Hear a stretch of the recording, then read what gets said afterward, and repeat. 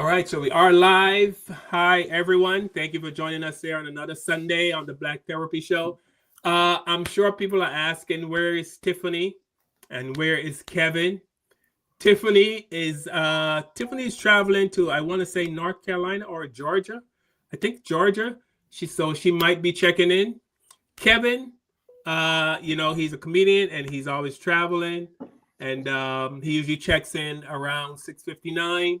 But today, I guess he's going to be a little late checking in. But we have two very special guests. As you know, I'm always trolling the social media looking for people who are like-minded, like myself and Kevin and Tiffany.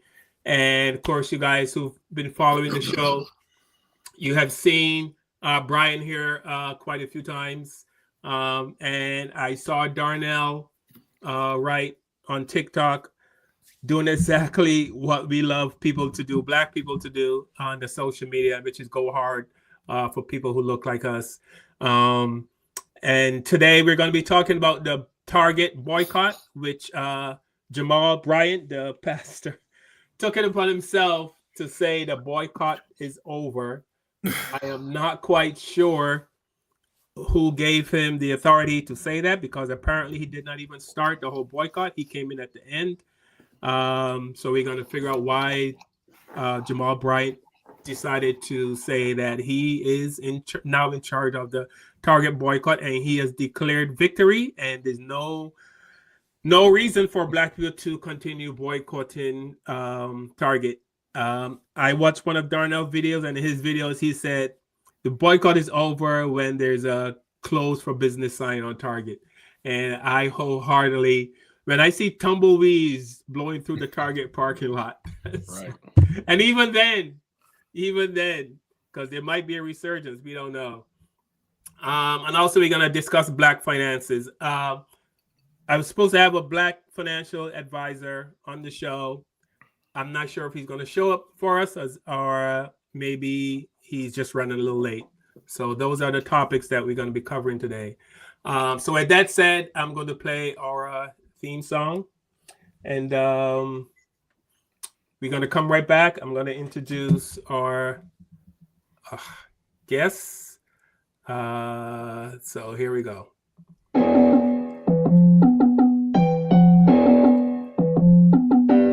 With the knowledge you gain, break away from the chains. We helping you work the Black Therapy Show. In a safe space, dealing with the Black trauma. We unpacking and inspecting all our baggage and drama. Cause we gotta unite, no more killing each other. It's time to see a new future for my sisters and brothers. You know it, Kevin, Carl, and Tiffany. You'll have an epiphany. We'll give you everything you need to handle the enemy. We're giving you everything, we're gonna challenge you mentally. The right conversation so you grow exponentially. We built your penitentiaries, we built all your schools. Gave us brainwash education, just making us fools. Hatred was what we got in exchange for love. No more manipulation from my God above.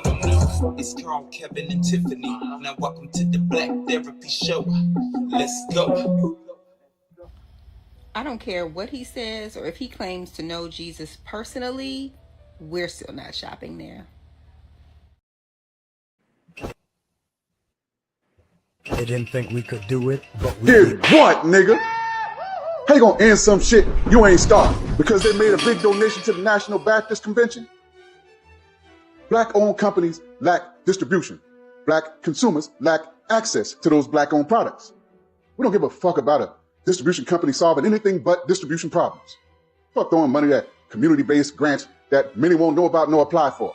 It's still fuck Black entrepreneurs and Black consumers, so it's still fuck Target.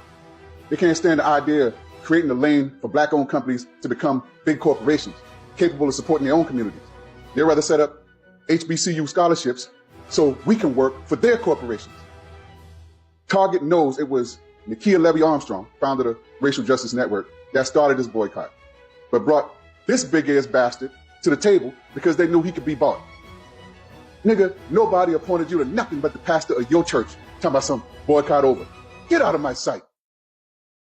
Nakima Levy-Armstrong, are you one of the initial organizers of a Target boycott? Of the Target boycott, yes. Is the Target boycott over?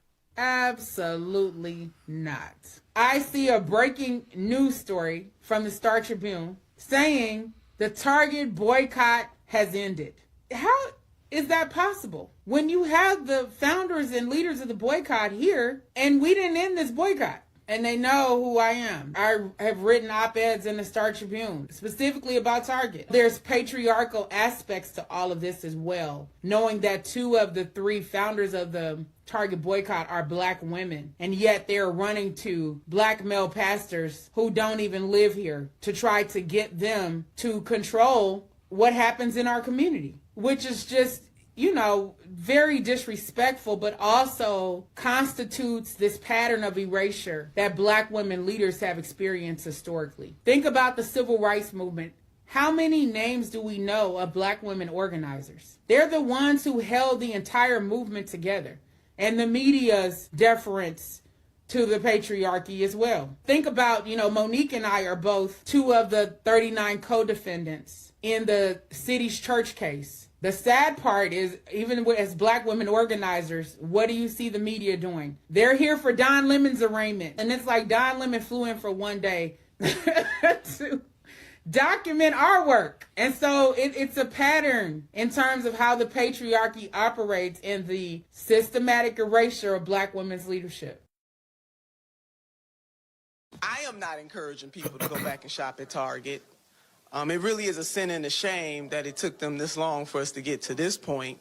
I think what the 3 of us, for a brief moment, let me just speak for the 3 of us, which is Leader Mallory laid it out, that we came to give an update because the people who participated in this with us all over this country deserved an update and to know where we are. Based on the update, the history, the information, and the update, people have to decide whether or not Target is worthy enough for you to go back in their stores. I personally, and as Leader Mallory laid out, her mother even saying she's not going back, I'm telling you, I am not going back. And particularly because we are owed a public apology. And so I want to see the Target CEO, just as they quit us publicly, they need to reaffirm their love for us publicly. Ultimately, people have to make their own decision. But as for me and my house, we will not be going back to Target. Who the fuck is Jamal Bryant, and when did he become the spokesman for black people? I don't even know who you are, sir, for you to hit everybody with the, hey, everybody, we're heading back to Target. Who put you in charge, yo? And how are you ending something you didn't start? Anyway, some guy named Jamal took it upon himself with Tamika Mallory and Nina Turner. By the way, Nina fucks with this lady, to announce to the collective that the Target fast is over. Interesting, okay? I mean, I made countless videos on how I'm on Target's neck until all them stores turn into fucking parking lots. My question is, what have black people gained from this sudden change of heart? I mean, besides them cutting y'all a check, of course. At bare minimum, they haven't even walked back their DEI stance. And that's cool, Target. You should stand your ground on DEI. Because I have an IDEA for you and Jamal. Y'all should take them invitations and go into one of them dead-ass stores, grab one of them home products, and go fuck yourself. People that don't stand for shit, I'm sure they'll be back in Target. As for me, I look forward to the day y'all go the fuck out of business. Folks, that was one of our guests. Oh my God, that spoke to me when I heard you say that. That was Darnell Wright. I saw him on TikTok and I saw his rant, and I knew we were talking about the Target boycott, and I said I gotta have this guy on the show. I'm gonna go to you first, Darnell, and this is gonna be kind of my question to you, and then you can go off and frame it how all your ideas about this whole Target. I can't understand. Why are black people so afraid of? It seems like we always want to please the masses. We always want to make them happy. We are so afraid that they don't like us. I mean, Target has shown us that they do not care about us. This is why I have the Michael Jackson in the background with his, a picture from his song. They don't care about us. They don't care. And the only reason they acted like they care is because they started to lose money. If they were still making money, right? If all the black people boycotted Target and those black people were filled in with white people and Target didn't skip a beat when it comes to making money, they would not interacted with us at all. It would have been business as. So what is it about us? Why do we? And Nina Turner, the senator, she said we need an apology. I'm not sure how Darnell you feel about this and how Brian, but you guys can tell me. But I don't think we need an apology from for anything because they still feel how they feel. Yeah. So for me, apologizing means nothing. But I'll let you take it from here. I think apology at this point is just, just to try to see if it's going to be, hey, I'm apologizing basically just to get you back in my store, not because I'm actually care about doing thing or on DEI and things like that. They don't give a damn about none of that stuff. All they want to do is get black people in any means necessary. That's why they took the route of going to a pastor, and she's correct. To go to the pastor to be like, hey, can you get black people in the stores? And it goes back to the 50s and 60s where pastors were the head of civil rights movements. Dr. King, at all pastors that were head of the black community. And today we kind of black people itself, we kind of go to our own drum, but I think a lot of white people don't believe that we're we're connected, but the polls, the voting and stuff like that shows that the majority of us are on the same wave when it comes to certain kind of things. So I believe that Target is still on that 50s, 60s movement on let's go to the pastor in the church and they'll get them back in it at any time. And the pastor will tell them exactly what to do. And they'll be like the Pied Piper. And all of a sudden the black people will come back a running. It doesn't work like that. A lot of people we're more educated now. Not to say that pastors are not given the right word, but as we can see that pastor really didn't have good intent. At least I don't believe so. I saw his apology video and he seems sincere, but at the end of the day, you should have knew from the beginning that the optics were bad to come on and say, hey, everybody, fuck it. We're just coming back. We're just going to go back. And then we're just going to be like, all right, no problem. Pick up my bag and go to Target tonight. It doesn't work like that. So I think these CEOs are out of touch. I believe these corporations are out of touch.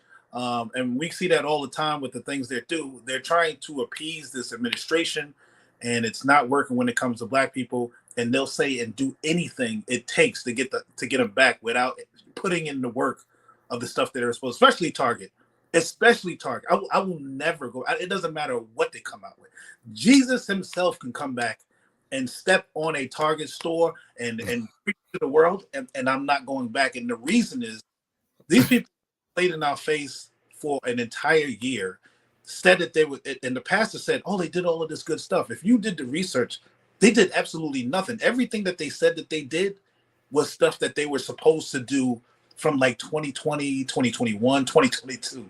So when the pastor gets on there and tries to be disingenuous to us to say, hey, they did all this great work, you're trying to fool us with the corporation's work. And that makes me even more upset. Yeah, I mean, even if Target found the cure for sickle cell and they had the only we're not going in there. And Brian, I'm gonna again. What are we? Why? This is my belief, and I know it's never going to happen, and I know it's a long shot. I know it's wishful thinking and dreaming. But you see how the Amish people live. You see how they live. They live within their community. They don't, fuck everyone else. They don't care, and they just, you know what I mean. Why can't we do that? Why can't we? We might have to suffer a little bit. I don't think a whole lot. If we black people decide to live amongst ourselves and support ourselves and buy black and all, yeah, we're gonna suffer a little bit. But necessity is the mother of invention. We would find a way to survive. So why do we always want to be patted on the head by the one? You know what I mean? It's simple. Fear. See, the thing is, when you look at history, we have done everything that you just described.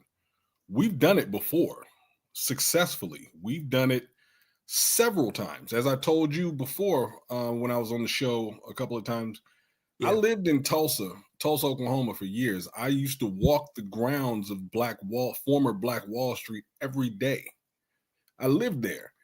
And you can see even there now, 102 years later, there's still this fear that it will happen again.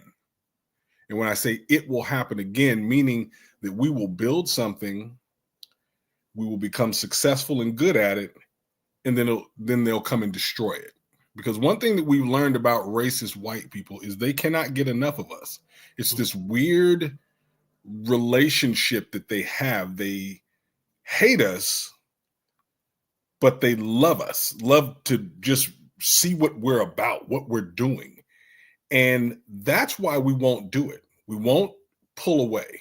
We won't, become insular again. They said in Black Wall Street, Tulsa, Greenwood district, that the money used to circulate 11 times in the community before the dollar left. 11 times. It only takes 5 to 7 for a community to be successful. But a dollar circulated 11 times before it left. So we have the abilities to do it. We have the money. You can look at marketing and advertising. If we didn't have the marketing and advertising, companies would not tailor their ads for us. You look at car commercials, you see them featuring Black folks driving. You look at certain clothing, they have us in it. So they know we have the money. They know we have the spending power. And as Darnell said, they just want to get us back into the stores. We need to do what you were saying, Carl, but I just think Black people are afraid because of what we have seen happen historically. We're gonna have to. Nobody wants to fight. I'll just say it. Nobody wants to fight. We want comfort. We want to be comfortable. We want to go to our jobs. We want to jump in our nice cars, come home to a nice house, and not be bothered. And that's understandable. We've been through a lot of shit in this country. But we're going to continue to go through it if we don't stand up. So we need to do it. Do exactly what you said. Build our own communities. But don't we have more leverage now? I know we had Tulsa, we had, the Black Wall Street, we had that thriving community, and where Central Square is now. We had that Lake Lanier, the Lanier, where they kicked out the Black and then flooded it with the lake. But now in 2026, and don't we have more leverage now? Do you think if Black people built a successful business now, that they can come and just tear it down? I don't think so, but it's easier to sell out. It's much easier to sell out. I remember hearing, I was reading Rich Dad, Poor Dad with Robert Kiyosaki. He talked about he asked the person, how long would it take you to save up $1 million? And the person said, with what I make, it would take me 15 years, 20 years. But he said, you can go borrow that same $1 million in 15 minutes. Right? That's how people look at getting theirs. They don't want to take the years and put the years in to build it, but you can sell out or you can get in with the good, get in with the system the right way, and you can have it like that. So this generation that we're in now, me having a background in education is as well, they don't understand processes. They don't like processes. Everything they want instantly. We're in a society of instant gratification, and that's even with us. A lot of times we want it instantly. I was explaining to some of my students back in the day that you guys don't understand. Like, you look at computers, for instance, those, I'll be 53 soon. We remember computers, you had to turn them on and it'd take the thing 20 minutes to just boot up back in the day. You know, we had dot matrix printers that went back. Now they have everything. It's instant. Laser printer. Open the computer. It boom, comes on. You know, they don't know about cooking popcorn on a stove, you know, to where it takes it a while. Everything is instant. And so that trickles down into our community. Everybody wants something instant and don't want to go through the process of building something and making it strong. Yeah. All right. Here's a video of a sister talking about the Target boycott. And just to warn you, we have a lot of trolls, a lot of MAGA trolls that come through. And yeah, some bitch ass dude is in here talking right now. Fuck him. Fuck him and the horse he rode in on. Yes, ignore him. Yeah, every Sunday they're here. Apparently, when church gets out, our show comes on after church gets out. Because you know, white Christians are, I mean, white Christians. That's an oxymoron in my opinion. But anyway, man. In our weekly Negro meetings, this never came up. Who said the boycott over? Jamal Bryant? No shade to Jamal Bryant. Great order. Yeah, he talk good shit sometimes. He don't tell us what to do. And this is not to Jamal Bryant. This is to Target. This is to America. There's no one person that controls black people. There's no leader in the black community. And that's by design. Because every time we had one, you killed them. Every time we had one, you arrested her and killed her.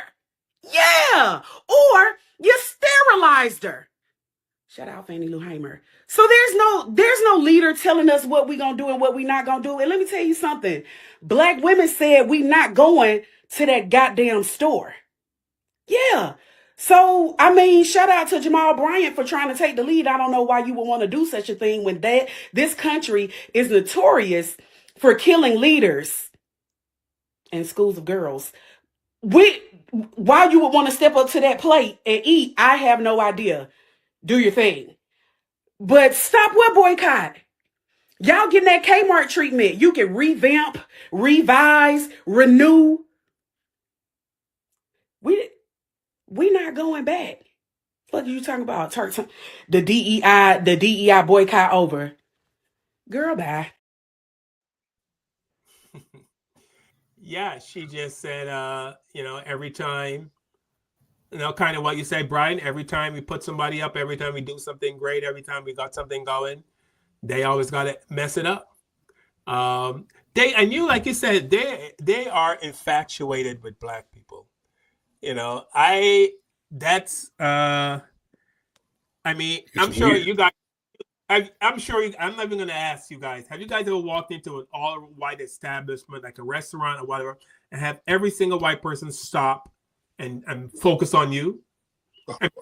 I walked into restaurants and everyone stopped eating and just looked at me. You know what I mean? Even though it was for a few seconds, and then went back to what they're doing. Right?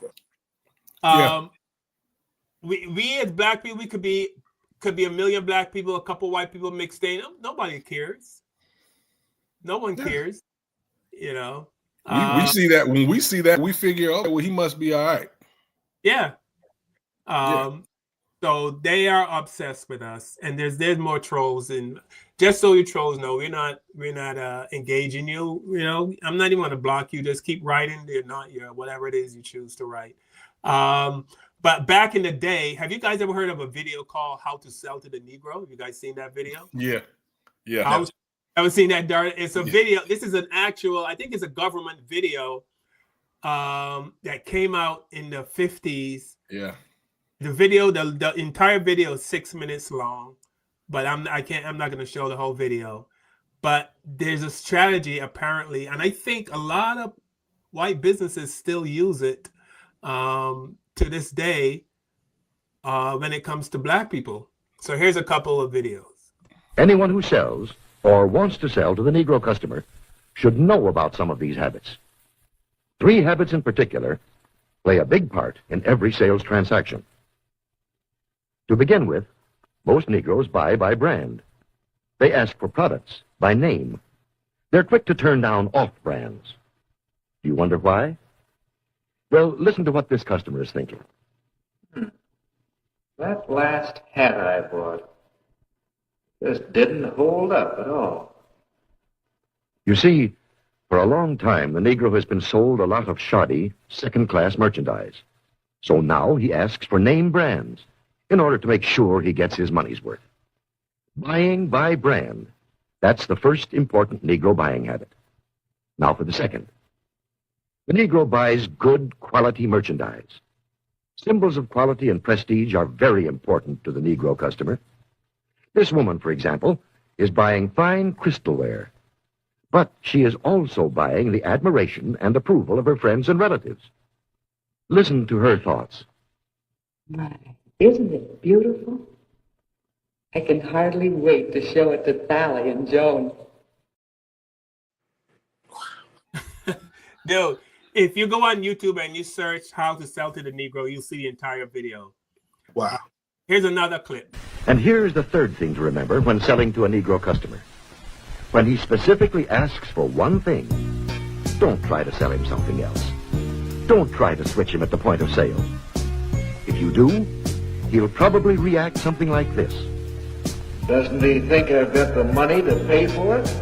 The Negro resents being offered a substitute. He wants to be sold on quality, not price. The Negro buys by brand, he buys quality, and he doesn't like to be switched at point of sale. These are the keys to selling the Negro customer. According to leading researchers, in proportion to population and income, Negroes buy more quality products than any other comparable United States group. Yeah. But, I mean, as horrible as that video is, isn't that, there's a little bit of truth, because I think a lot of black people, that's why we go out and get the, the BMW and the Mercedes, and because we want to prove to society that we're doing well, even though we might have $2 in our bank account. We want to prove to the world that we are doing well. What are your thoughts, Darnell? Yeah, we're a lot. I would say there got some black people that are what they always do, the fake it till you make it. So we'll have a bunch of stuff that name brand stuff, logos on our chest, all kinds of stuff just to make sure people understand, have the illusion that we have money and things like that. And I never understood it. I think it's passed down just like mentally. It's like kind of embedded in our head and we do it all the time with social media. We see people on social media, they say they on these islands, they say they doing all these elaborate things, and then they go back to their little hut and then all of a sudden are struggling because right. and there's nothing wrong with enjoying life. There's nothing wrong with having a good time and trying to do whatever you feel is going to make you happy. But it comes a point where we have to have a different mentality to be like, oh, I'm just going to wear this $500 Gucci shirt, and then all of a sudden, my rent, I'm past due on my rent, or I'm past due on my car payment. You understand? So there's a lot of truth to exactly what they're saying, but I believe that stuff is mentally passed on, and I believe with a lot of social media, a lot of information, black people, just as us as a whole, are more educated to fall into these pits, because we have things like this. We have these conversations that we're having. You can go on. So if you really want to know, you can go on social media. You can go on a TikTok, you can go on Instagram, and find people like you that'll make you change your mindset on a lot of things, and that should make you have a better path in life. So it's like when I hear people saying certain things or being like, I got to get this new Louis bag or this and stuff like that, and they're living below their above their means. You're doing that on purpose because the education is out there. I can understand in the 50s, 60s where you're in this little bubble and whatever you see, that's what it is. But we're in the information land. We can do whatever where you can find information to get you to a better place. So there's I don't really have a lot of excuses for or sympathy for people that fall for nonsense, because us all we have the technology to just grab a phone. We all have phones. As poor, I seen a homeless man with a phone asking me for money, and then all of a sudden I said I don't have any cash. He said you can cash at me. So everyone has information.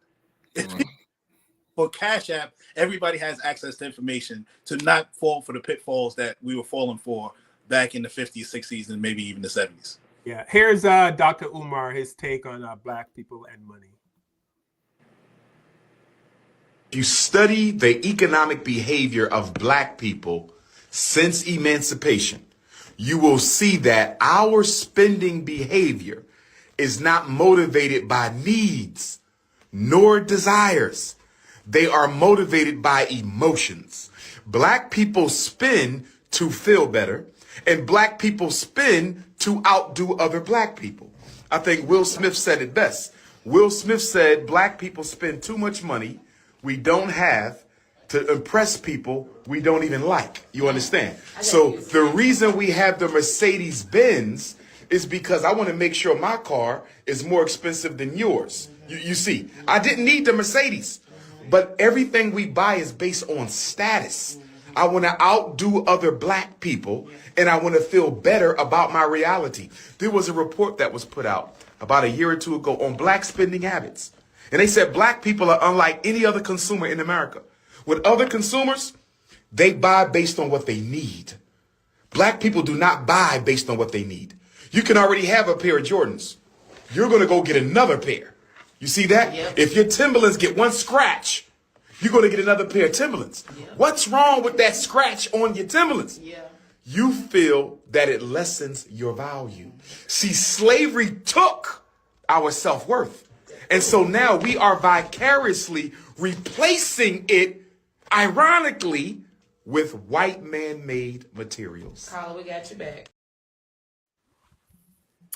Yeah, I mean, it's and I kind of understand it. This is not only in America. I'm from the Caribbean, and it's the same thing with the Black people in the Caribbean. It's the same thing in Black people in Africa. You know, wherever you go, Black people seem to want to prove to the world that they are somebody. I remember hearing James Brown, "I'm Black and I'm Proud," when I was living in the Caribbean as a kid. I remember hearing Jesse Jackson telling the kids to say, "I am somebody." And I'll be honest, I couldn't understand, why would somebody need to say I am somebody, or why would somebody need to say I'm Black and I'm proud? But it's because and they did the same thing in the Caribbean. I mean, in Barbados, for those of you who don't know, I'm from Barbados, and in Barbados, I would say that was the mecca of slavery. Not as far as size go, as far as we had the best behaved slaves in the world. They used to take and you can look this up. I'm not, you know what I mean? When the show is done, you can go look this up. You can look it up now. But they used to take the slaves who were misbehaving in America and Jamaica and Haiti, and they would send them to Barbados, and our slaves would teach them how to serve their master. So we have the same. I'm saying this because sometimes I do the show and people think I'm talking about Black Americans only. No, I'm saying this is worldwide, where somehow white people were able to go across the entire world and make Black people feel like they are nothing. And I think it was comedian Ari Spears. He said it, and I've always felt this way.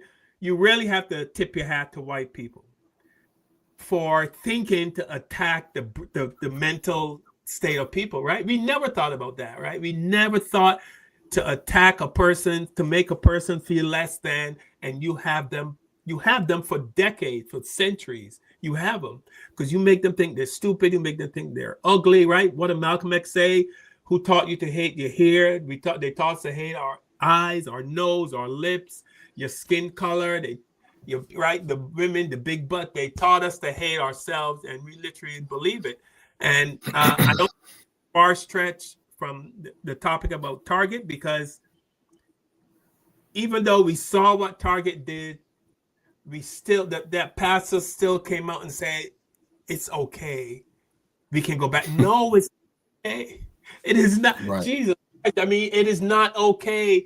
They only came back because they were losing money. So why do we still have black people that exist that why can't listen? I am prepared to go back to making fire and living in the woods if that meant black unity. If enough black people say, hey, fuck it, fuck the job, fuck everything else, let's go get a piece of land or an island somewhere and let's just all black people go live there, I would go. And I know people are saying, nah, bullshit. I would go because when I'm in the company of just black people, I feel so relaxed. And I've said it on the show. We all say on the show we have white friends, but you feel more at peace. You know what I mean? You don't have to be watching your back, and you don't have to wonder who likes you and who doesn't like you. And it's just more peaceful. So think about it like this. When when someone is being abused in a relationship, and being physically abused, it's easier to get away from somebody that physically abused you than somebody that mentally abused you. Somebody that mentally abused you, you get through psychic, your psychic, your everything. You are messed up past that person. You can leave that person, but you might not be able to get into another relationship for years, maybe even a decade. And it's because when somebody hits you, that pain, that scar is going to be there. You're going to remember it, but that stuff is going to go away. When somebody mentally messes with you, like how black people have been mentally messed with for 400 and so odd years, that stuff lingers through generation, and then you're not even realizing you're passing your trauma on to the next person and to the next person, and nobody is even seeing the trauma that you're, because it's internal. It's not something you can see. It's not a black eye. It's Right. not and that's what happens with us as a community. That is exactly what's going on. That's why you see people like, I'm just gonna go back to Target. They ain't doing anything to me. So and it's because to them they're just like, well, I don't see the harm that they've done. I don't see that. When somebody is saying I'm going to take away DEI, they don't physically see the harm, but on that is the reason that we continue to have these problems within our own community. And I'm with you. If they said whatever it takes to get black people on the same page, I'm with it. Right. But if you go back to understand why some black people do the things they do, it's mental. That's why. Right. I mean, I remember in grad school, we studied the effects of stress on the brain. And stress actually physically and chemically alters your brain. And there have been studies that have shown that trauma, as Darnell just mentioned, trauma being passed on to people, it's physical. Trauma gets etched into your DNA. And that same trauma, you literally birth it into your children. So when you take, as Darnell also mentioned, the 400 plus years of what we've gone to, that's a lot of conditioning. We've been conditioned, a lot of us, to do that. And there has to be a conscious effort to just not be that way anymore. And again, to be willing to not be comfortable, to be willing to break away and to pull away from that, and to not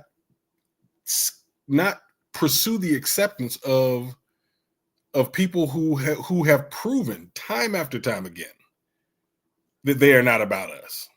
You know, Carl, you mentioned going into a place and everybody looking at you and everything. I do not even regard those people when they do that. I do not. It's like I don't see them. That's how inconsequential they have become to me. And this isn't all white people. This isn't there. There are ones that I work with. There are ones that I've known since I was a child.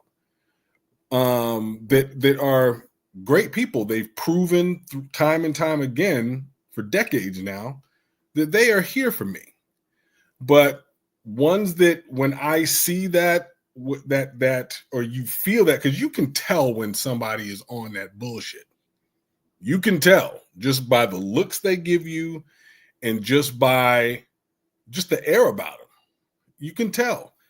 That person I do not even acknowledge. I don't care if me as an author, I don't care if you have distribution that can get my books worldwide. You giving me that off, I don't want to be bothered with you. Yeah. I don't, because I'm not going to show you what you're used to. You are used to Black people pursuing you, and regardless of how bad you do Black people and make us feel, you're used to us just saying it's okay. This is why, like we were saying, Target's like, okay, well, we'll just get with this fool, because Jamal Bryant's trying to say that they didn't offer him any compensation. No, Negro.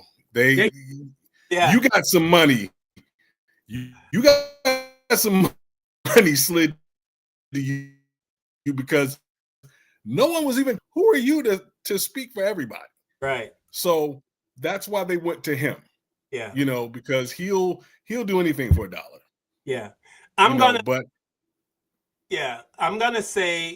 gonna comment on a comment that we see every Sunday. We see this comment in the chat, and this is why white people and racist white people, let me make that stipulation, not the cool white people, as I like to say. This is why the racist white people and us would never, ever, ever, ever get along. This is exactly why we would never, ever get along. There would never be any peace between Black and white in America. Every Sunday, somebody comes in the chat and says, stop blaming white people. Stop blaming, stop playing the victim game.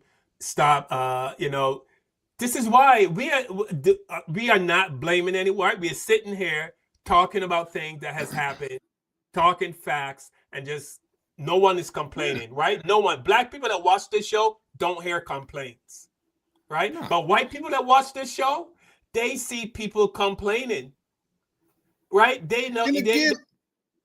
They don't say, hey, let me listen to what these people are saying. They just, I think they want to push it off as a bunch of people complaining so they can continue to be racist. Right. But last week we did a show on health. We had a woman on. She's a nutritional scientist, and her specialty is helping Black people with their health and getting better. That's what the show was about. Somebody came in the chat last Sunday and said this, well, you guys are always blaming white people for your problems. Jesus, right? So every Sunday, people come in our chat and we having discussions like this. Every Sunday we have discussions like this, and all they see are Black people blaming whitey.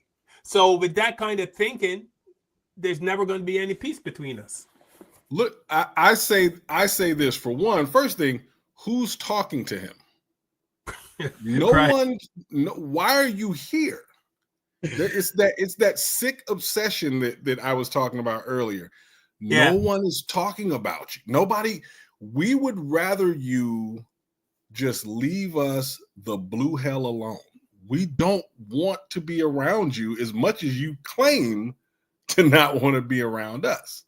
So screw him. But the second thing that I'll say to that a person like that is, we'll stop blaming people for our problems when you stop blaming people for yours, because according to them and this jackass that they voted for, it's immigrants' fault that they're not getting jobs. It's DEI's fault that they're not getting jobs. It's Black people's fault. Everything is somebody else. All these people do is project their trash onto us. They have had a 400-year head start, and some of them have not become anything better than a cashier. And so you get an asshole like Trump telling somebody, no, it's not the meth that you smoked that did it. It's not the fact that you didn't take advantage of education, free education, from the time you were 5. It's not the fact that you didn't do that. No, it's this Indian guy that came over from India and barely speaking the language and learned how to code. It's his fault that you're not doing well. It's this black person's fault who went to college and learn how to become an engineer. It's his fault that you are not making it. So we'll stop blaming people when you stop blaming people. Kiss my ass. So let me there was an experiment done, and it was done by some scientists, and you can also look this up. There's an experiment done with rats, and what they did was they put some rats in a cage, and then they had like a certain part of the cage, they had like some kind of electrical wire. So when the rats would walk up to that electrical wire, they would get a shock. And they would run back, to wherever, and they left it for a few months. Rats walk up to the cage, that part of the cage where had the electrical wire, they got shocked. They would turn around and go back. Those rats had offspring, had baby rats. Do you know those baby rats would not go near that wire? Wow. And those baby rats grew up and had their own rat. None of the rats after the first set of rats got shocked. All the rats that were born after those rats never touched that wire. Wow. So I mean, maybe you can say, well, those are rats. We are human beings. We should be able to get over. But generational trauma is a thing. Real. Real. There is no such thing as having a head start and not benefiting from it. You cannot run a race, and I run the lap 4 times before you get a chance to hit a gun, and then all of a sudden it's a fair race. It's never a fair race. Never going to be a fair race. The person that started 4 laps before you will always be ahead. It is up to that other person to try to learn from it, to like say, oh, okay, they gave that person a 400 round around beforehand. Going to learn from it, and we're going to figure out how we can try to catch up as fast as possible. It's just education and stuff like that. We can. They saying that white people take advantage of everything. They are good saying that they invented everything except for racism, and that is the because people say, oh, you shouldn't be complaining and stuff like that.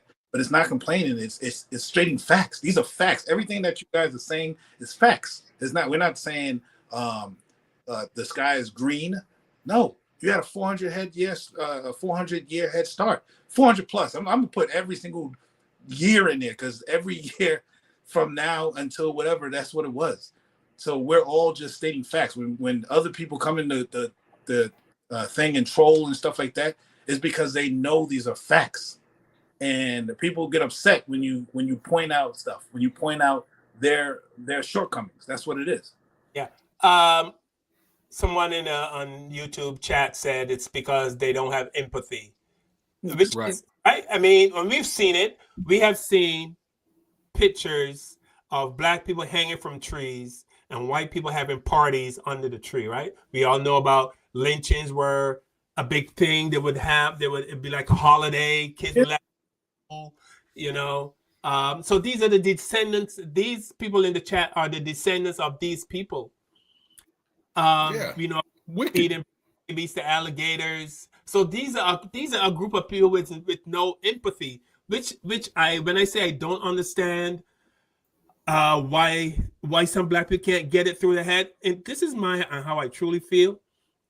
They are a certain group and type of white people who are just horrible human beings. They're just horrible.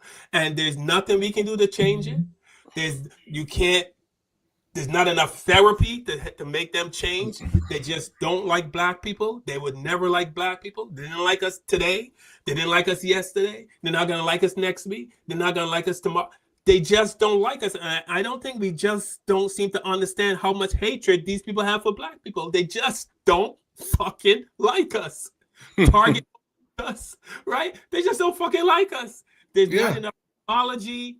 You know what I mean? And I think until we understand that and we start to move away from these people, because listen to me, 100 years from now, there's going to be a different kind of black person sitting here doing the same show, complaining about the same thing.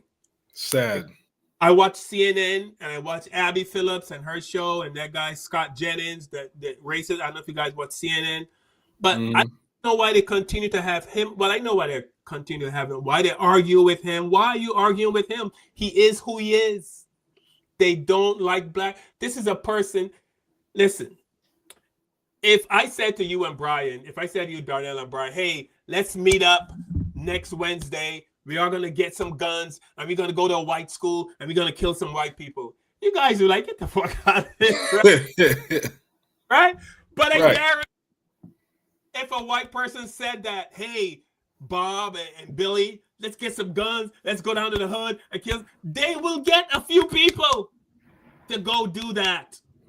Right? I have never been in a conversation with black people in a group and anybody talk about hurting white people. I've never been in that group. Ever. We don't talk like that. So I'm going to wrap up here, Brian. Then you can. I think black people need to understand who we are dealing with, right? These racist people, they're racist, hateful. They don't like us. They will never like us. We keep trying to find some good in between all their evil. There's none. There's none. There's none. You know. No, I mean, just.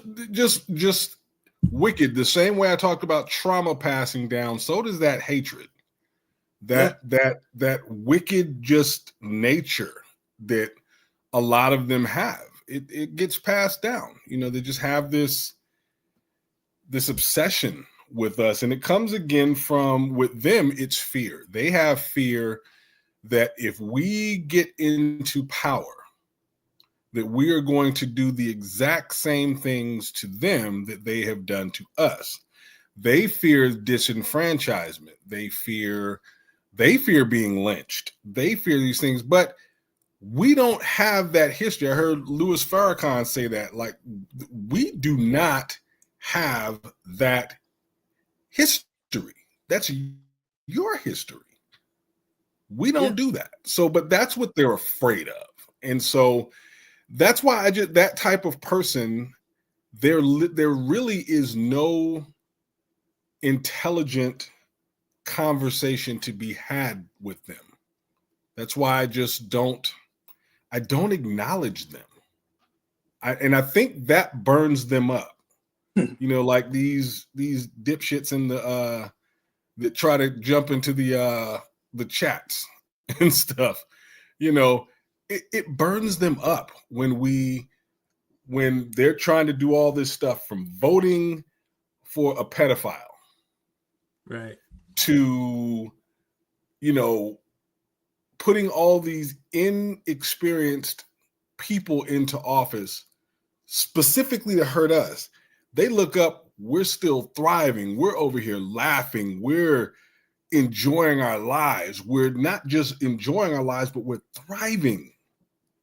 We're succeeding. I just finished writing my 3rd book 2 days ago. Nice. I don't give a good goddamn what you think about me. Kiss my black ass. Seriously, that's really, I don't even acknowledge these people.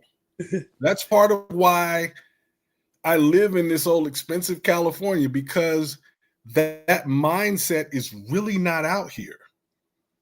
Yeah. You know, there's, especially up in the Bay, they make space for black voices, but I'm in a position to where I don't care if you listen to me or not. I don't need your validation anymore. Yeah. So. Well, some guy, David, put up the American flag.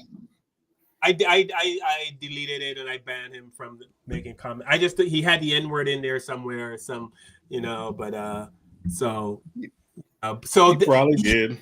He just proved my point. You proved my point. Right. We know it's like, what?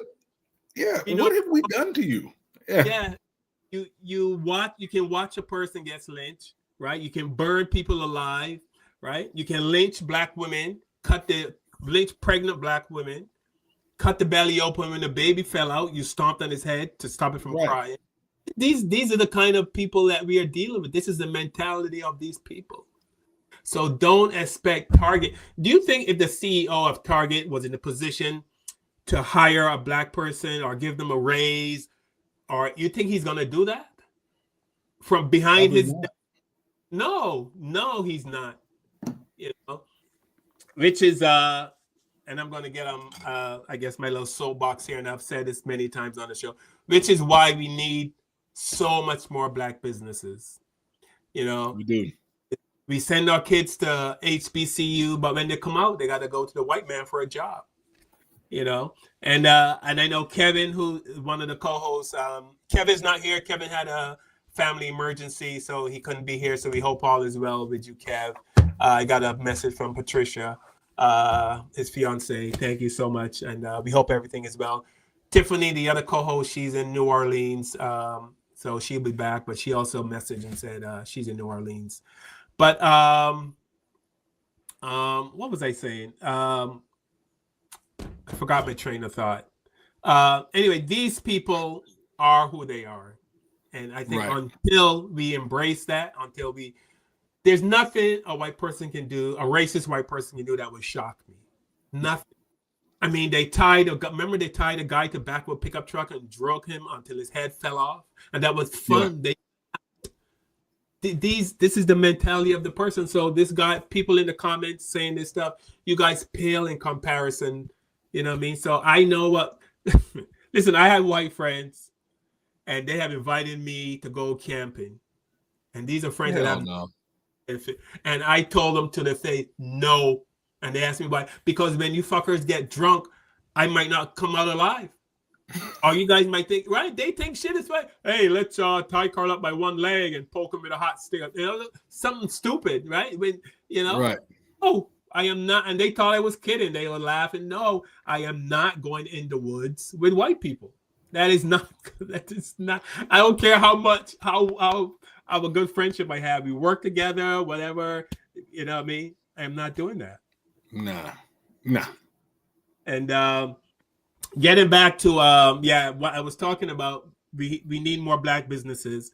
And when I say that, I always wonder why we have so many of our brothers and sisters in sports and entertainment who are making millions. Some are even in the billion range. Why don't we have more big black businesses that hire so much black people and paying them good wages? Why don't we see?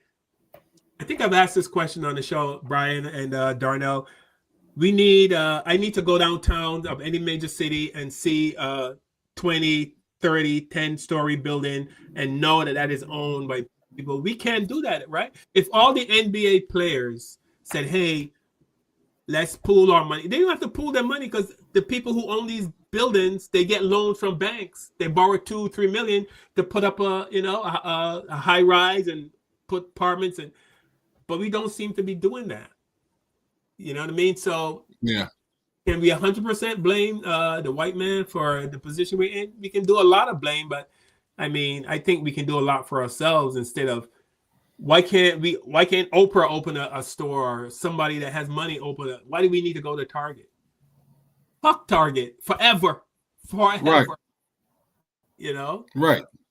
Nobody with money can't say, hey, let's open something comparable to Target. Go ahead, Brian. Well, part of that, like I remember looking at the hair industry, because we know that there's a lot we spend millions and billions in the black community as far as hair products, like with women's hair. But that is an industry that it's owned by Koreans, I believe, and we are shut out of it. We're shut out of it. So we can do it. We need to do it, but we need to understand that that's going to be part of the sacrifice up front, because we have to not just get into the business side. We got to get our own manufacturing, because the manufacturers of like said hair care products, they will not sell to a black business. They'll sell to a white business but they won't sell to a black business. As a matter of fact, when I was living in Dallas, there was a black man who had opened up a black hair store, and his prices were higher. And so where I think where he did not succeed was he couldn't buy the bulk that his competitors down the street were, who were Asian people buying from Asian manufacturing. So whereas it would be a pack of, like, say, braid hair, right? It might with the black man, it was something like $6 a pack for a certain one, whereas they could get it from the Asian people for $4 a pack. So what we have to understand when we do that, we're going to, for a while, until we get him empowered, we're going to have to pay the $6 a pack. You see what I'm saying? I don't mind spending a little extra for a black business because I know what he's going through. Does that make sense? So we're going to have to understand it for a little bit, that, and this is just simple business, it's going to be a little tough. It's going to be a little tougher to do, but we can do it. Yeah. Yeah. But we talk a lot about black unity, and Kevin, one of the co-hosts of the show, always say that's never going to happen. And I'm always amazed because we've seen it all. We've seen the police shootings. We've seen police pull over black drivers and they end up dead. Black people shot in the back, shot in the head. And then we've also seen videos of a white person interacting with the police, and they somehow come out alive. But I'm saying this to say that every single black person, we know what we're up against. So why don't we unite?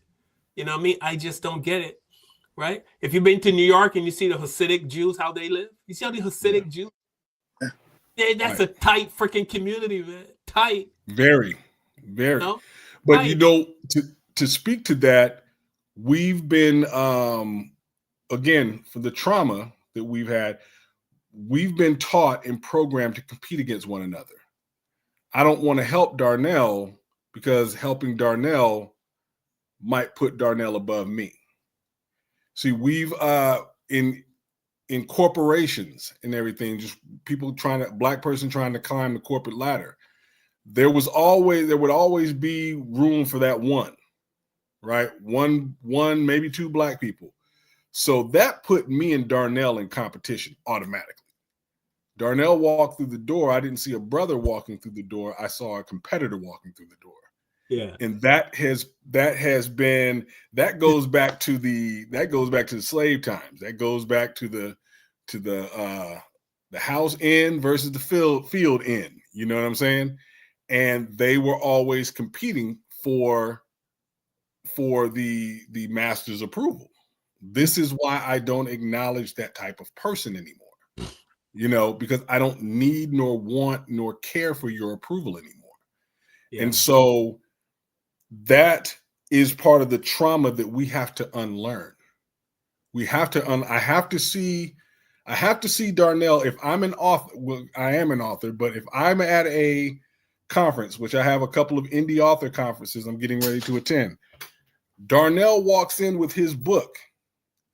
I need to help that brother sell his book like I'm selling mine.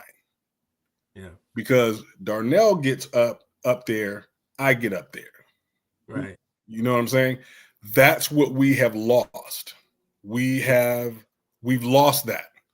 Darnell has to stop being my competition. And even if he is my competition, meaning he's doing something that I'm doing, I can still help him because before he's my competition, he's my brother. Yeah. At a point, we've got to get to that. Mm-hmm. We also that goes like the trauma part, and that also goes back to what we were saying earlier. It's about having the education to acknowledge everything that you're just saying. To be like, oh, you know what? I thought I saw this person as competition, but this person is not competition. This person is my brother, and we have to drive down. If just the Black community would continue to learn, I think we're doing a great job as far as learning, having shows like this. All of us having our platforms on TikTok or whatever platform that you have, and getting them to see maybe a different side of what they have in their brain, because that trauma is something, like we all know, it's something that's learned from another generation to and you're going to try to teach it without even realizing that you're teaching them something negative. You're going to teach it to another generation.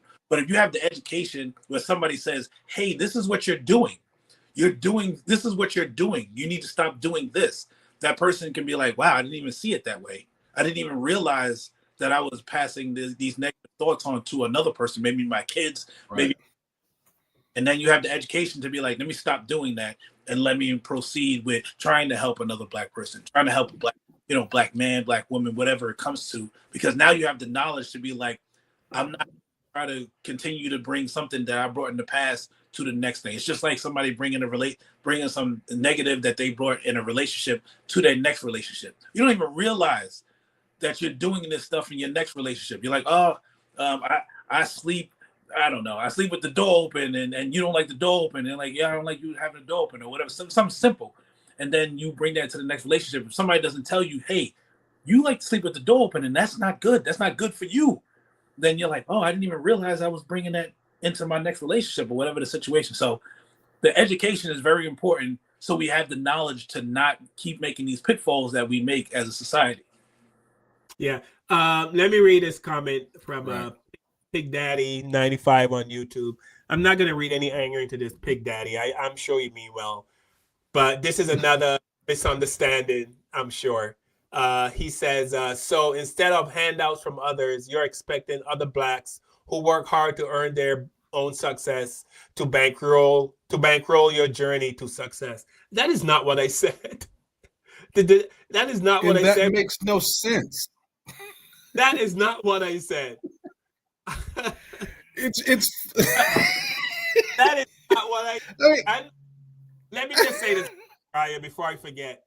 I saw some Jewish people talking, and this guy said, if there's a group of Jewish people in a business community in the same area, and they're all selling pretty similar the same thing, and if there's one Jewish person that his prices are a little higher than the other Jewish people, they would have a meeting and get together and figure out, how can we help Marty or whoever, or George or whoever, how can we help George lower his prices so he too can be successful? Right? That's what they do. He said, we get together. If George's prices, is too high and he's, it's hurting his business, we're not going to enjoy that. We're going to get all of us together, if it's 5 of them, including George, and say, hey, George, you're selling a loaf of bread for $6. We got it at $4. You lose it. You're not gonna. And they would figure out, how do we get George to how do we need to hook him up with a different distributor? Do we need whatever it is to get it? That's how the Jewish people. So by me saying that we need Black people with money to open businesses to give Black people good jobs, that is a handout. Right. And the thing is, and this is why, what's his name? Pig Daddy 95. This is why I don't engage with dumb, ignorant bastards like that. Yeah. Because they think they're smart. Probably didn't graduate freaking high school. But they listen, they get all of their information from Fox News or some other echo chamber bullshit that they love to stick their head in, and they think that they think they're one-upping you, but they're just gaslighting. These people know that that's not what you said. Yeah. That you're talking about starting a business, his dumbass is talking about handouts. So why are you, it's a thing of, you can't have an intelligent conversation with a fool. And he's a fool. Pig Daddy, you're a fool. So I don't acknowledge you. I don't, you're not worth the time or effort, because it doesn't matter what facts I provide you. Yeah. You're going to just sit there with this dull look on your face and say, yeah, but that's all you're going to do. What is the saying? Never argue with a fool because people from afar can't tell who is who. Right. Yeah, so he's irrelevant. He's trash. Yeah. He also goes on to ask what trauma. Of course, we spoke about the trauma that's handed down from generation to generation. Right. And listen, you can't expect white people to act anywhere else but racist white people. Let me just preface it by saying that I can't expect racist white people to say anything but racist stuff or stupid stuff. So I get it. Right. I'm Big Daddy. I'm not arguing with you. You might be a fool in our little arena, but I'm sure back in the redneck woods out there, I'm sure you're a scholar. I'm sure a lot of people listening to you. You have everyone's ear. Hey man, Big Daddy's talking. Let's go hear what he's got to say. Toasting some old Milwaukee Light or some shit like that. Big Daddy, you're not in our space, so I don't expect you to understand exactly what you're saying. Is exactly what I expect someone of your, and I'm looking at your picture, so if that is you, I expect you to say what you say. It's so you spoke like the Caucasian person you are, so no shock here. Pig Daddy, I'm going to play this video. It's kind of long, but I'm going to cut it kind of short. I think Brian has seen it before, but I want to play it for the new viewers we have and for Darnell. Hey, so breaking news. White people ain't shit. Just kind of felt like saying that. I mean, what do you really say after that? There's nothing to follow up. White people ain't shit. But it's true, though, if you think about it. Like, what group of people is more racist than us, more hateful than us? What group of people do you know that started over 100 plus race massacres and have stripped everything from other groups of people of color, black people, however you want to categorize, and never pay it back? Ever. I mean, take everything they own, properties, businesses, family. Use their like, lynch them and do unspeakable acts to them. Use their skin for shoes and wallets and belts and hats. Use their teeth to replace ours. Use their hair to stuff chairs and shit. Or take pictures of these lynchings and put them on postcards and send them across states or the U.S. to your family and friends as a way to joke and shit. Like, I just made me sick, dude. I hate us. I do. I really hate us. I mean, just strip everything and not pay it back. And be so hateful and so spiteful to the point that we put literature in contracts, especially with these insurance companies, that will prevent us from having to pay these people back as long as we call them riots, not massacres. Like, there's nobody more hateful than us. Take. A little bit of violence, a lot of bit of violence sprinkled in. Take some more. Whether that's people's fucking property or people's inventions. White people love taking credit for shit they never invented, but a brother or sister did. And we pay nothing back. Or you one of the cool ones, so to speak. And you take from the culture, and you don't contribute nothing back. You're no different.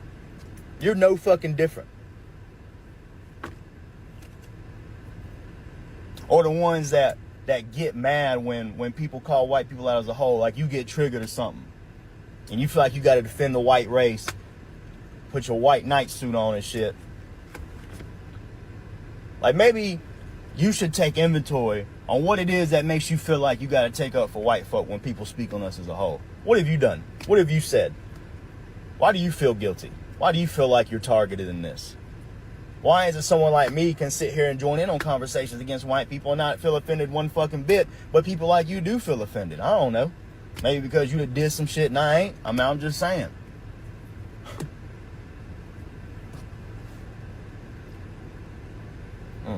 We just ain't shit. I don't know how else to say it. And then the way we excuse racism. Oh, it was just one bad day. That was a long time ago. Bitch, so? So?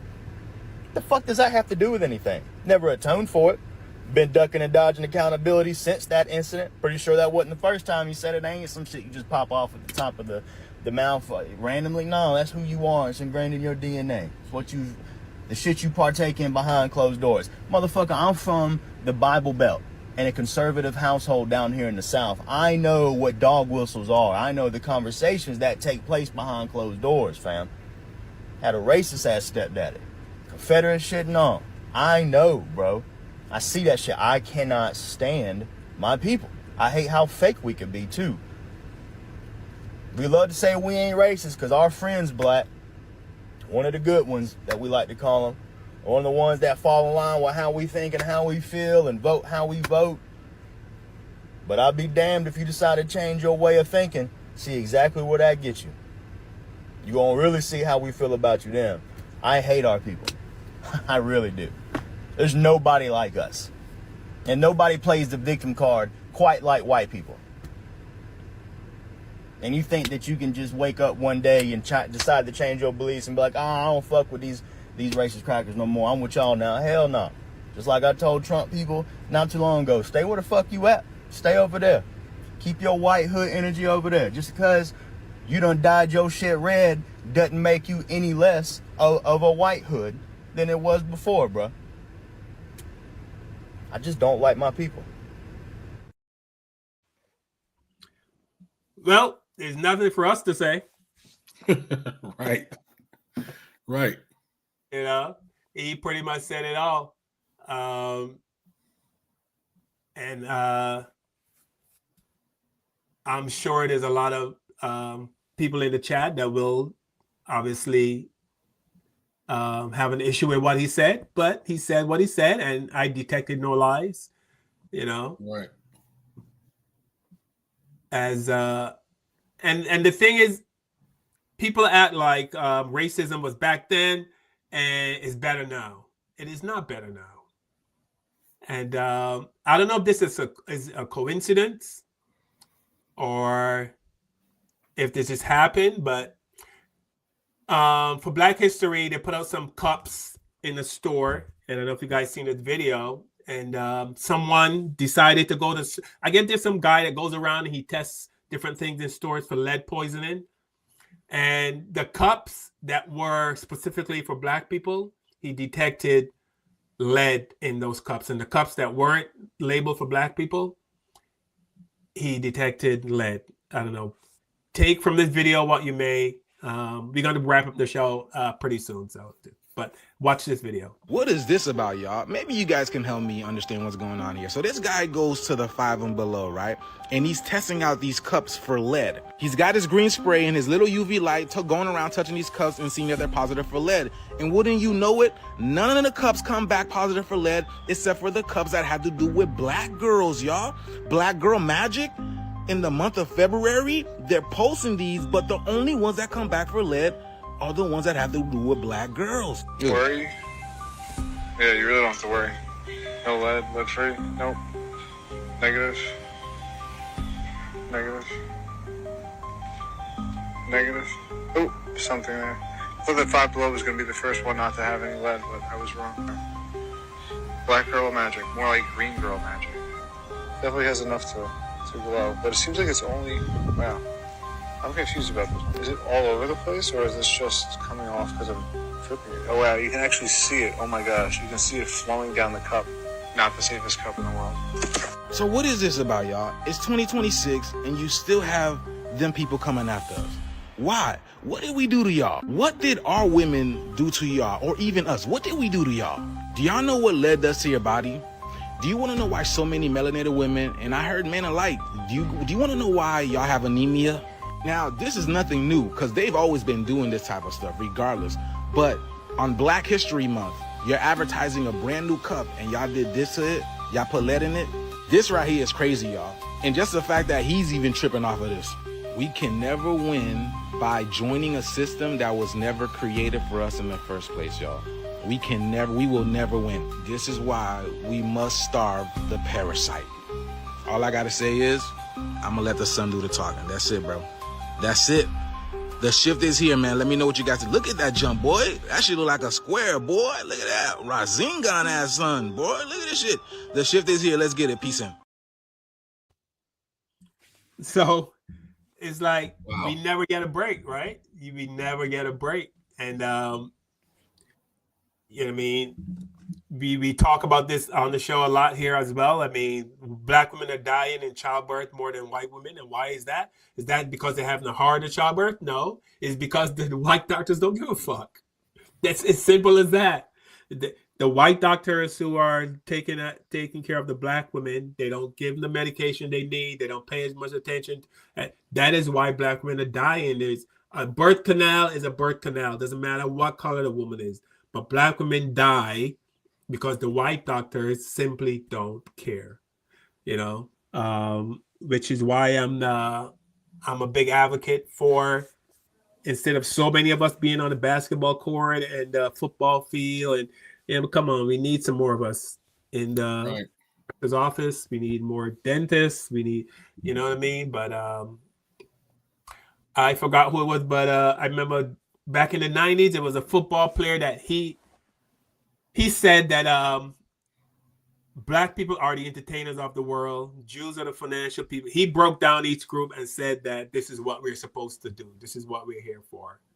Black people are here to entertain. The Jewish people are here to handle the money. And, you know, of course, that way of thinking is they really did. You really have to tip your hat to the white man, though. You really have to. Right? We have the black women, you know, straightening their hair, you know, because they want to fit in. You want to get that promotion at that job, you better go in some straight hair, because they're not going to have a black female CEO with an afro. And just think about that for a second. You cannot be the CEO. Your hair is. They had to pass what is called the Crown Act. The Crown Act. Crown Act to allow black people to grow their natural hair that comes out of the hair naturally. They had to pass a law because our hair is a threat. Our hair is a threat. Oh my God. Yeah, I mean, anymore, the things that happen, I'm just, or that they try to do, it does not surprise me. I've gotten to a point where I'm not shocked by anything that racists say or do. It does not surprise me. And, you know, like you said, everything is a threat. And when they're thinking about us, what did DL that said the most dangerous place for a black man to be is in the imagination of a white person? Yeah. Yeah. And so because they look at us through their lens, and they don't understand that we're not the same. You fear us getting power, or you fear us doing our own thing because you think we're going to take that power and we're going to come after you. We don't want to be bothered with you. It's that simple. We don't want to be bothered. Yeah. Someone, Asada 7972 said they're hallucinating. Yeah. You know, and they just it's like they're just obsessed with us. They're obsessed with us. They're worried about us more than we're worried about them. Mm-hmm. And yeah, it's like if you have this big a problem with us, just go do your own thing. Problem solved. Stay, like old boy said in the video. He told Trumpers, yeah, go and stay over there. Yeah, go just stay where you are. You know, but for some reason, they just can't seem to do that. No. The obsession has been ever since they can't control. It's a control thing. The fact that they can't control Black people's thoughts, they can't control Black people's movements, they can't control it. It is, and somebody said this to me recently. They said, you know why? That's why white people love dogs so much. Yeah, bro, I have said that. I have said that. That's what they love. They love to be in control. Yeah. Right. They love to be in control. They want to listen. I even took it a step further. I said, if we were to allow white people to put leashes on our necks and take us for walks and pet us and rub our belly, everything would be fine for them. Oh yeah. Right? Everything would be fine. Right. You know, but they just anything out of their control. That's right. They seem to have. You know. Yeah, they're you. That was the whole point of America. They were tired of being controlled in England, so they came over here to control things. And so now that is being kind of bucked against, and it's not as though we want to control anything. We want to control our own destinies. But all of this, they voted a pedophile in office so that they could have control, because they think that is going to give them some type of leg up over us. Yeah. But here's the thing, Brian. They voted for a pedophile because that pedophile is racist. So they would prefer a racist pedophile. As long as he's a racist, they don't care what he is. He could be a child rapist. He could be a murderer. Yeah.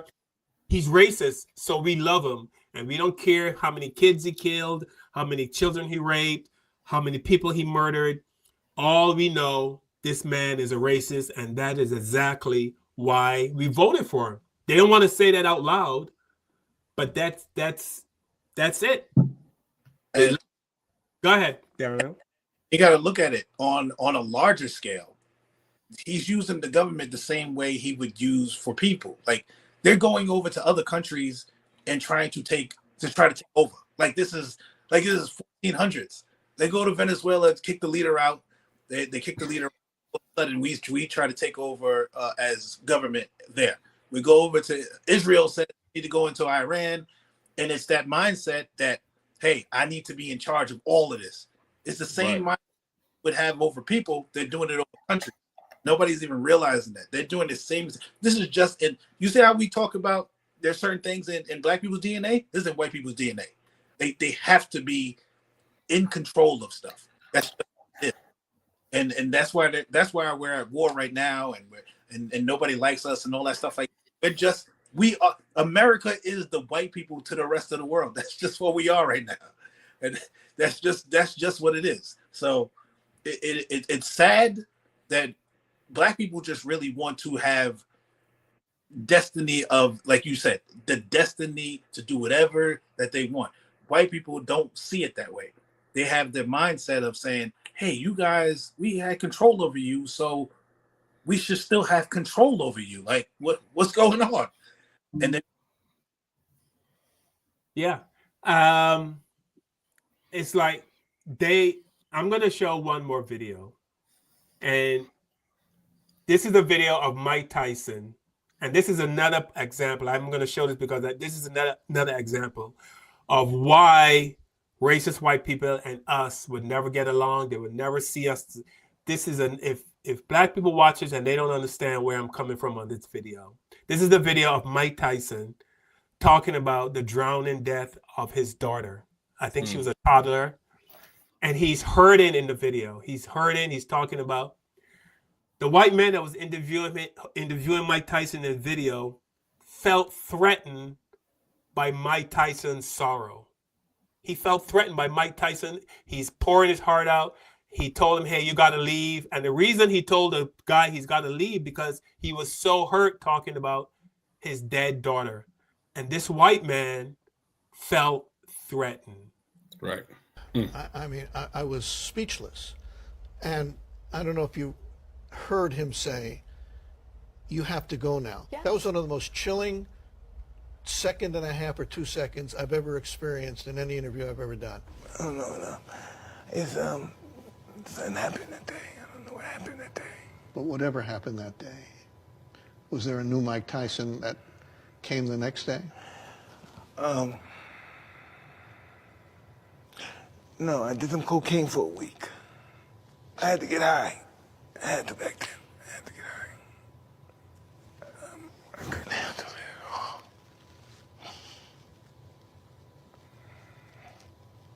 You have to go. You understand, right? Thank you. Thank you, man. You want to take this stuff off? Did you not feel Mike Tyson's pain talking about his dead daughter? Yeah. And this white man say it was the most chilling 2 seconds or whatever, how he was afraid. I mean, the man was hurting. Mike Tyson was hurting talking about his daughter that drowned. But he didn't see that. No empathy. No. None. None. No empathy. You know what's crazy? I seen in a study that there were white doctors back in the day, or maybe even today, that believe that black women can handle the pain. That's why they don't give them the medicine. That's why they don't give them. They believe black women are stronger and they're just physically stronger than a white woman. So when when they're in giving birth and things like that, they just totally believe, like if somebody's saying, I'm in pain, I need these meds, they truly believe that they're lying. You can handle that. And we saw that, I believe it was in Texas, where the lady was she wanted to give birth, and the white nurse just left her in the wheelchair and did not give her any kind of medicine or anything like that. It's because that mindset of, you can, you can do it, you good. And it might be I want to inflict pain on you, and this is my way to inflict pain. Or it could be, y'all don't feel pain. Y'all are good. Y'all are fine. Y'all, especially black women, y'all don't need this. Y'all are fine just by whatever. If I say you're fine, you're fine. That's just what it is. Right. Yeah. And I think, and to go along with what Darnell said, and what you said too, Carl, that's control. Mm-hmm. They see this as something that they control. Mm-hmm. They control your pain. They control your well-being. So if you don't, if you're hurting, too bad. Too bad. I control this. It's their way. Some people don't need power. They get some kind of power. That's their way of exercising power. And I mean, Serena Williams, I mean, the best female tennis player in history, almost died in childbirth for the same stuff. Yeah, I saw that. Yeah, and what Darnell was saying that about how they used to think that that mindset is based off of medical training from the 1800s, I believe, to where they said that because of our different physiologies that we can control, or we don't feel pain as much. That was their way of justifying the beatings that they used to give us. Well, we'll just beat them like cattle, because that's how they viewed us, like cattle. And how cattle didn't feel that cattle felt pain like as much pain. So they would say that we don't feel pain to justify their brutality, you know? And so that went into medical training. I mean, we know of the training that gynecologists have today is based off of, I don't remember his name, but it was a doctor who used to take slave women and do gynecological experimentation on them with no anesthesia back in the 1800s. That's how we know about gynecology today. Today, they still use some of that training. And so, yeah, it's still old, just flawed training that we deal with today.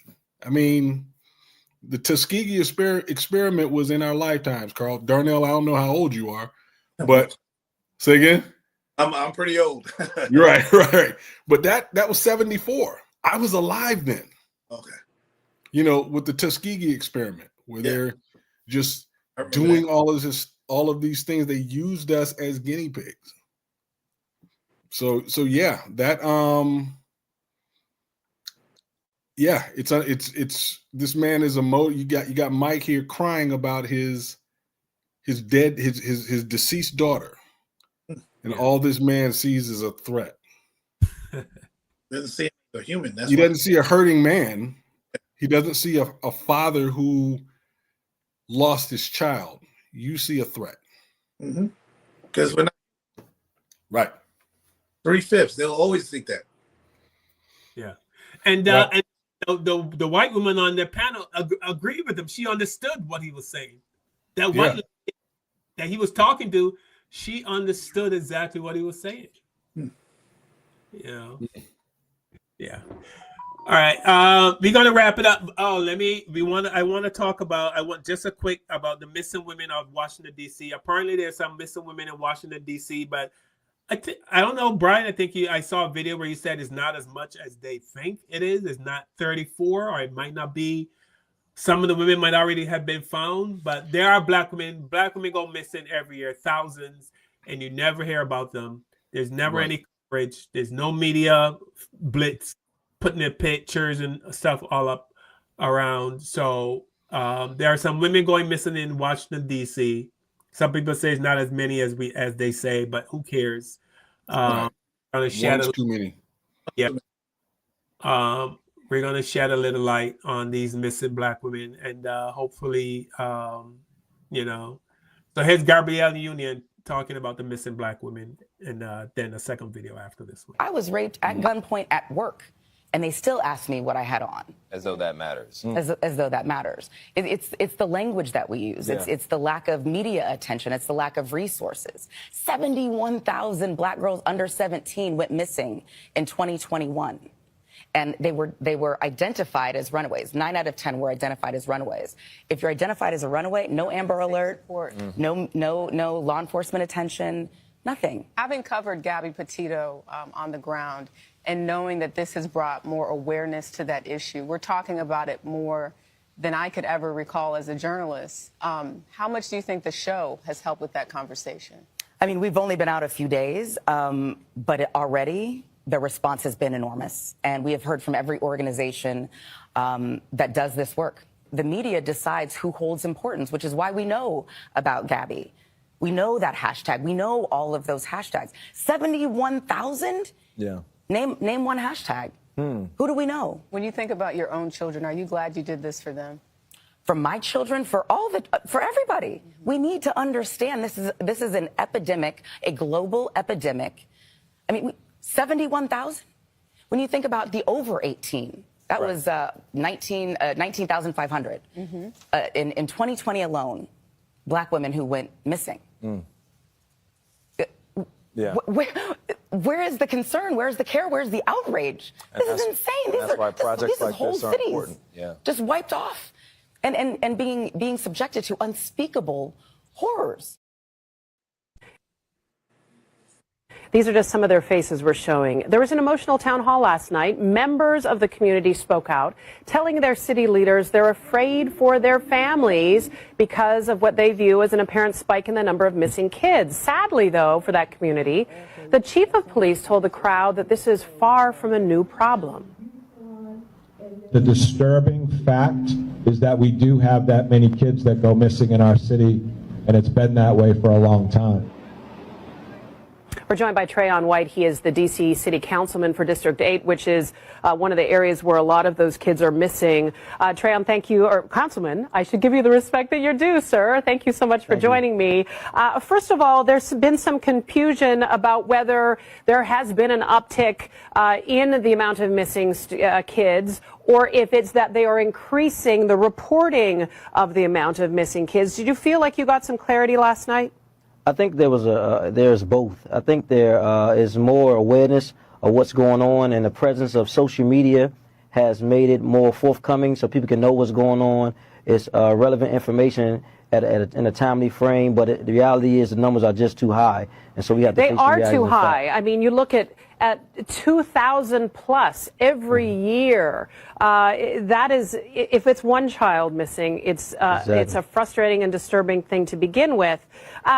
Is part of the challenge in this the issue that it's how they're reported if the child is deemed a runaway as opposed to a child that has been abducted?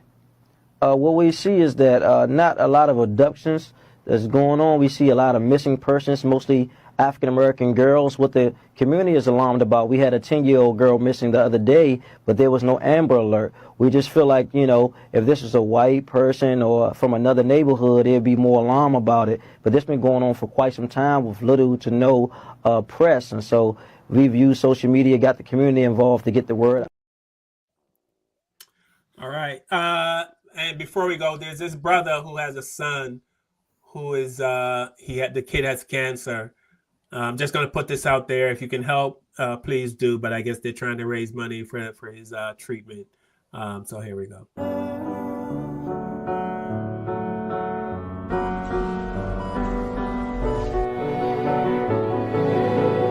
Thank you for staying with me.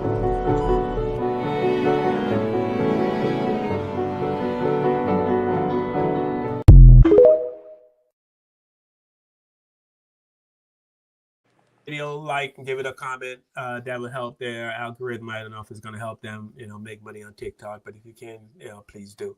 All right, we're going to wrap it up. I want to thank my special guest, Darnell White and Mr. Brian Simpson. Darnell, thank you so much for coming on the show. I really appreciate it. Definitely would love to have you come back. And where can we see you other than TikTok, Dirk? Well, actually, I'm so old that I have all my name. You have MySpace? Yeah, I have MySpace. But on every other social media is actually my name, Darnell Wright. So if you go to Instagram, you go to Facebook, I was the first person to get my name. I didn't get anything cool like Jazzy Hands or anything like that. I got. So if you go to Instagram, you go to Facebook and put in Darnell Wright, I'll pop. Okay, and Brian, don't feel bad. I did the same thing. So Brian Simpson is our returning guest. We love having Brian on the show. And Brian has written 2 books. The first book is called Town Secrets. It's not a black book, please. Anyone can read it. It's fiction, and hopefully someday it gets made into a movie. It's called Town Secrets and Alex Archer Adventure, and it's written by Brian. The second book, The Nightmare's Edge, and Alex Archer Adventure by Brian. So pick up both books, The Nightmare's Edge and The Town Secrets. Author Brian Simpson. So please, we always talk about supporting Black businesses. Go to Brian's website. Don't go to Amazon for the book. Go directly to Brian, and because Jeff Bezos, he needs money, but you're not going to give him it. The website is theauthorbriansimpson.com. Very simple. Theauthorbriansimpson.com. Just like Brian Simpson, just like it's spelled. Okay, theauthorbriansimpson.com. I want to thank everyone who engaged in the chat, even the haters. Hopefully the people who were angry or hopefully you understand what we were trying to get across today. But I doubt it, because after watching that video of that guy being afraid of Mike Tyson, I think to me that was I've seen that video many times and I'm still shocked that it's insulting. You did not see that man was hurting. You said that was the most fearful you have ever been in your life. A crying Black man who lost his daughter, his toddler daughter. She was 4 years old, I think. And he said to you, you have to go. Why is he saying you have to go? Because I'm hurting and I can't talk about my dead daughter anymore. So I just need you to go. Just go. I need time. But no, if that white guy was a police officer and he had gone to Mike Tyson's house and Mike Tyson was having a mental breakdown, he would have shot him. Probably. Right? Yeah. Yeah, absolutely. So I want to thank everyone for watching the show. Again, thanks to my guests, Darnell Wright and Mr. Brian Simpson, the author. Pick up his books that I just showed you. And I want to thank everyone in the chat for engaging with us. We are here every Sunday, 7 p.m. Shout out to Kevin. Kevin, I hope everything is okay with you and your fam. I heard your dad was in the hospital. I hope he's doing well. Tiffany, I know you're out there in New Orleans. Hope you're having fun. And I'm sure you'll be back next Sunday, Tiffany and Kevin. Again, thanks to everyone, and we are out.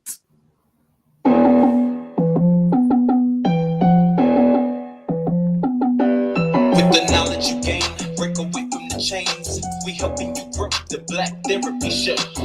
In a safe space, dealing with the black trauma. We unpacking and inspecting all our baggage and drama. Cause we gotta unite, no more killing each other. It's time to see a new future for my sisters and brothers. You know it, Kevin, Carl, and Tiffany. You'll have an epiphany. We'll give you everything you need to handle the enemy. We'll be giving you empathy. We're gonna challenge you mentally. The right conversation so you grow exponentially. We built your penitentiaries, we built all the schools. Gave us brainwash education, just making us fools. Hatred was what we got in exchange for love. No more manipulation from my God above. It's Carl, Kevin, and Tiffany. Now welcome to the Black Therapy Show.